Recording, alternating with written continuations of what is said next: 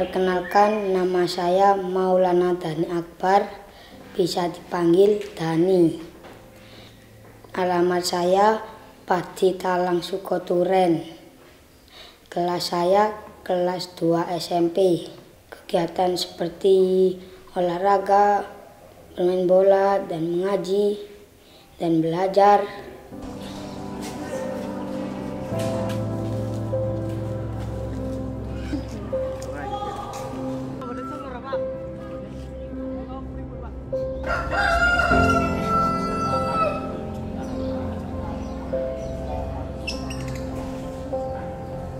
Kalau sebelum mondok, saya itu gak takut karena temannya itu banyak dan juga bisa bermain bersama. Ya kaget, tapi saya harus ngelakuin semua itu demi kebaikan saya sendiri. Setelah saya mondok, ibu saya bilang kepada saya, "Nak, kalau sudah besar nanti jaga di rumah saja, jangan kemana-mana." Ibu saya bangga sekali melihat saya mau mondok sama teman-temannya, bisa belajar. Pernah waktu saya tidak mau mondok lagi karena dibully sama teman-teman, saya tidak mau mondok lagi. Di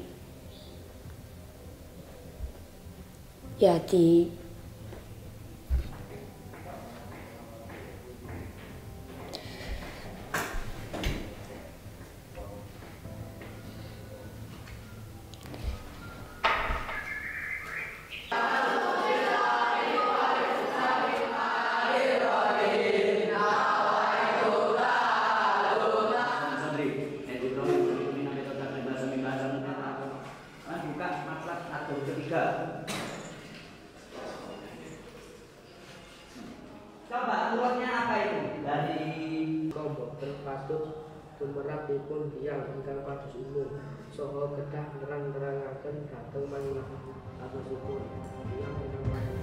Waktu saya mondok itu saya dibully sama teman saya, itu dikata-katain gimana saya gak bisa belajar, saya bodoh. Semuanya ngatain saya bodoh, gak bisa belajar.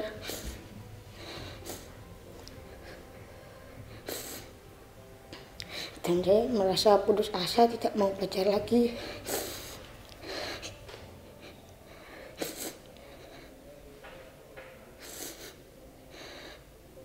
Dan saya tidak mau mondok lagi, mau pulang. Tapi sama ibu dikatain, kamu harus berjuang, gak boleh putus asa begitu saja.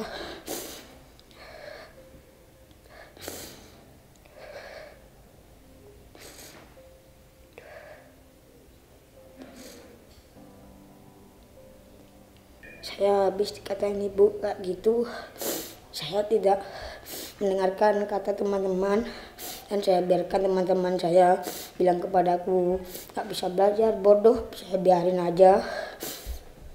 Miki saya gak bisa membaca juga, dan saya pokoknya harus belajar sampai bisa biar ibu bangga kepada saya.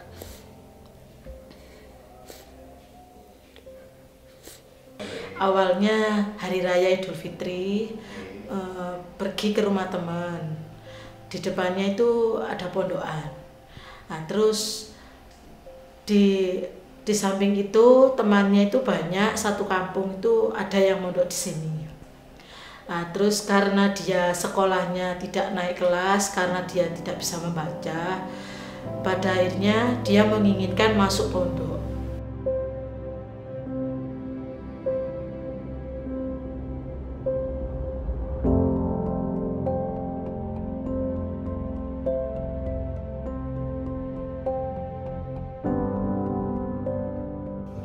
Awal saya ngomong kepada panjenengan tadi, santri yang mendaftar yang kita terima, satu harus niat dari santri itu sendiri. Yang kedua, yang kita terapkan kepada diri saya sendiri dan keluarga ataupun kepada ustadz dan ustadzanya, ya. Yang pertama, tata tertib di pondok sini, kita sebagai pendidik, kita sebagai orang tua, Kita hanya menjalankan tugas untuk mendidik. Dan mendidik itu kita harus mempunyai sifat dan karakter sabar. Di sini semua adalah keluarga. Dan kita tanamkan, kita baiat semua santri bahwasanya santri yang di sini adalah satu keluarga. Siapa yang dipukul sakit semuanya pasti mendapatkan sakit. Dan itu adalah yang paling berat bagi saya menerima jikalau ada santri-santri kita yang membuli ataupun berundung dan lain sebagainya. Itu aja.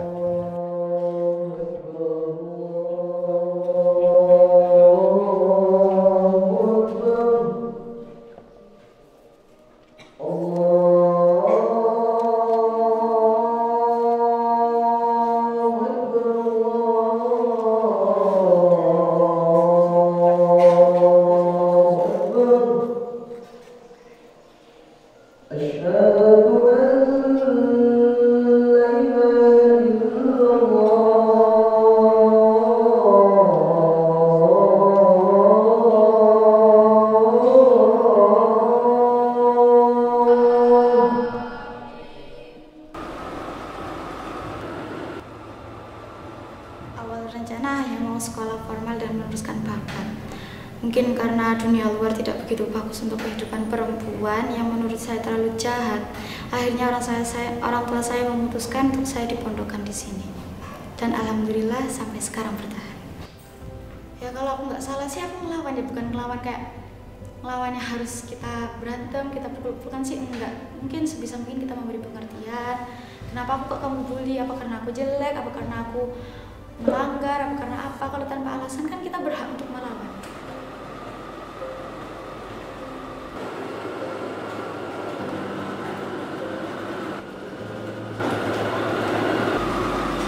Banyak kegiatan yang mungkin menarik, seperti hari Jumat kita sholat ngaji bareng, malam minggu kita sholawat bareng-bareng di luar, dan seperti ini ekstrakurikuler menjahit.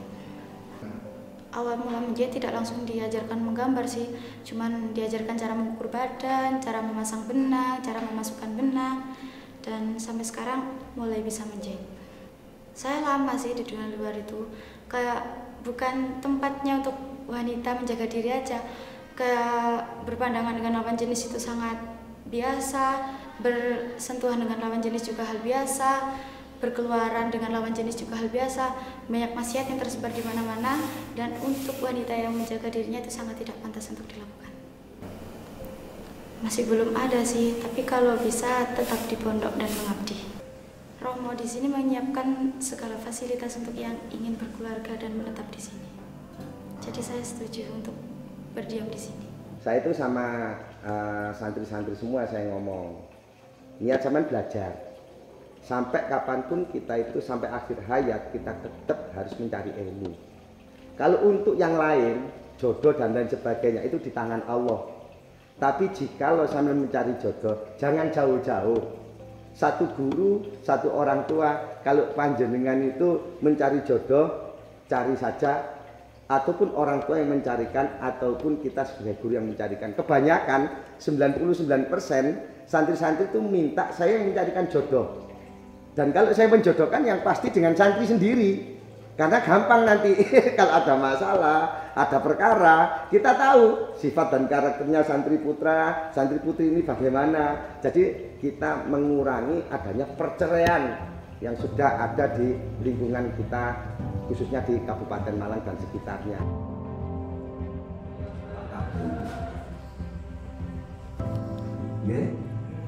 Ya Allah, ya Qadir, ya Hayyu. Dan orang pangkat, Masya Allah, ditinggal sampai.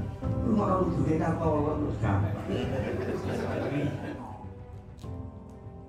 Utawa sabadone mangan alhamdulillah. Iki yo nek sik sampai ngono. Ngaji. Bismillahirrahmanirrahim. Di tahun 2017 saya kenal pondok ini dengan latar belakang narkoba, Mas. Jadi saya dulu pemakai sekaligus pengedar. Setelah saya tertangkap tangan oleh pihak kepolisian, ya alhamdulillah saat itu bisa dirunding dan ada solusi untuk rehab di pondok Raja Dalem Mustafa ini. Pertama masuk awal pondok, yang saya dapat sebenarnya, saya dulu orangnya nggak takut mas, nggak takut siapapun, nggak takut karena kita sama manusia sama-sama makan nasi, nggak ada rasa takut. Tapi ketika di pondok melihat sosok guru tadi, ya, Ki Haji Roh Muhammad Suroso, terbawa suasana, jadi kayak minder sendiri, takut sendiri. Terus apa yang diperintah beliau itu saya lakukan mas. Itu kayak terhipnotis gitu posisinya.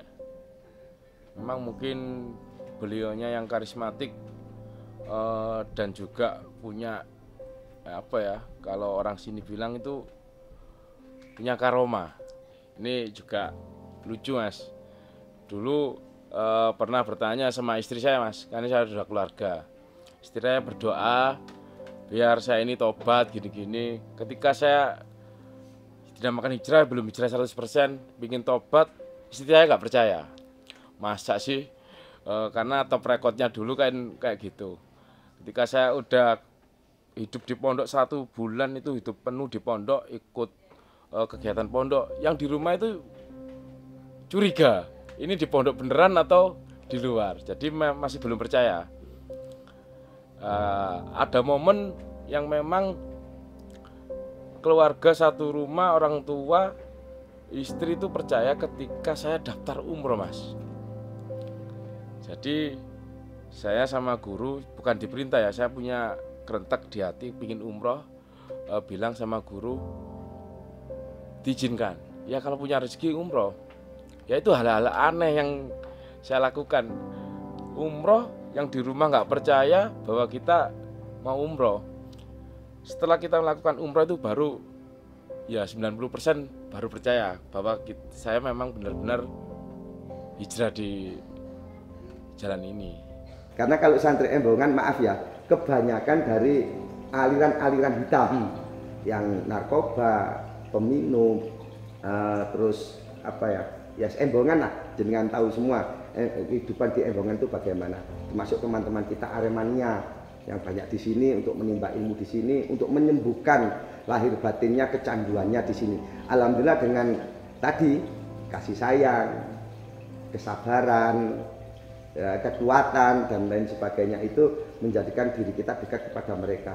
Selain kita menjadi pendidik, kita harus menjadi orang tua bagi mereka. Itu saja.